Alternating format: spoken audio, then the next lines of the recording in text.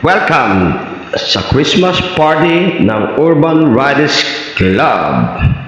Tara, nood kayo. Yo, what's up mga kulot? So, eto na nga at ang meetup namin ay dito sa base namin sa may Timog sa Urban Club. Yan, alright. So, makikita nyo ang daming part na nakamotor dahil isa-isa na silang dumarating. At syempre, magkakape muna tayo dahil 2 AM ang meetup and 3 AM ang alis namin. Kaya isang kapwa rider namin dyan nilalamig pa dahil nga umuulan. At syempre, wag natin kalimutan magdasal. Kaya ang ginawa namin ay nagdasal muna kami dyan bago umalis mga akulot. Syempre para gabayan tayo ng Panginoon. At para sa paglalakbay namin na medyo malayo talaga. 198 kilometers ang mumotorin namin dahil ang punta namin ay Nakar, Impanta, Quezon.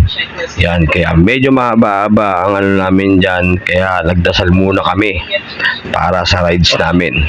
Alright.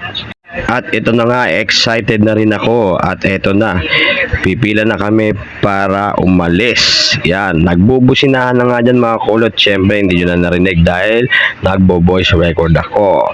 So, inayos ko na ang aking camera. At pag-alis namin ay pumunta muna kami dyan sa may Shell, sa may Marcos Highway dahil may hihintayin pa natin ka-member na dalawa pa. Kaya tumambay muna kami ng saglit, mga 20 minutes para hintayin yung dalawa. Para pagdating nila umalis na tayo ng sabay-sabay dahil dito sa urban walang iwanan, kailangan sabay-sabay. Alright. At ito na nga, first stop namin ay si Shell Boso-Boso. Yan, dahil medyo lumalakas ang ulan kaya nag-stop over muna kami dyan sa may Shell Boso-Boso. Sobrang lamig dyan mga kulot, sobra-sobra talaga. Tumatagos yung lamig at sinasabayan pa ng ulan kaya medyo nagpahinga muna kami ng 20 minutes para naman magkaroon ng lakas ang aming katawan sa lamig dahil sobra-sobra talagang lamig. At ito na nga napakaganda ng tanawin dito at nakarating na nga kami ng Impanta, Quezon. At makikita nyo nga dyan yung arko ng Impanta na isa lang ang ibig sabihin nakarating na tayo dito. Napakaganda nga naman talaga ng lugar at mausok. At sa wakas, nakarating na nga kami dito kung saan namin gaganamin ang aming Christmas party. So napapansin nyo, nakapila kami dyan sa labas dahil inaasikaso pa ng mga press ang gaganapan at pwesto ng Christmas party namin. Kaya sabi ko, tambay muna tayo lahat dito. Oy, napaganon pa sa camera. Yan, ang pupogi talaga ng mga urban. Yan, alright, diba? The best talaga dyan mga kulot.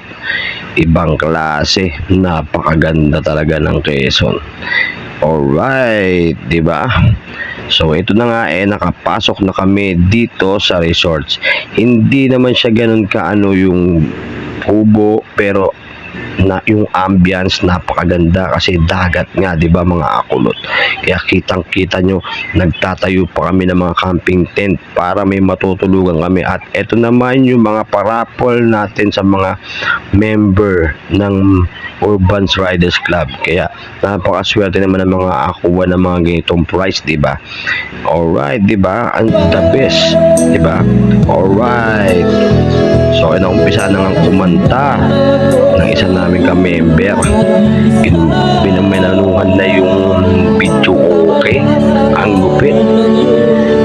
Yun agad ang hinahanap video okay. Kaya nagtatawanan kami agad. Pagating nga, nilabas na natin yung malupit na alak.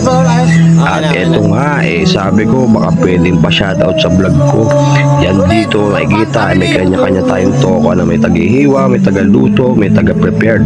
Alright, so kita-kita tayo sa part 2 mga kulot ha. Sana sundan nyo ang kwento ng aming Christmas